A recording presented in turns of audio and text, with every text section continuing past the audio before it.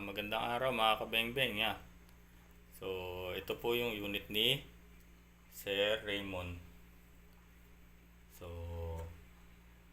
binayaran na po niya to. At saka ito po, itong Socom. Socom na M14. Yan po.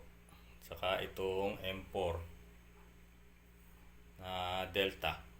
Ito po ay Saima AEG battery type. Tapos ito rin po ay AEG na M4 RIS Delta. Yan. So yan po, ipabalot na po natin to, tetestingin natin. At yun, papadala natin sa Palawan. Yan po ang unit niya, sir. So going home po itong dalawang to sa Palawan, kabengbeng. Abang-abang lang po tayo, i-demo po muna natin itong mga to bago natin sila ibalot and ipaship na po sa kanila sa Palawan. Yan. Yun lang muna mga kabengbeng. Maraming salamat. Mabuhay po tayong lahat.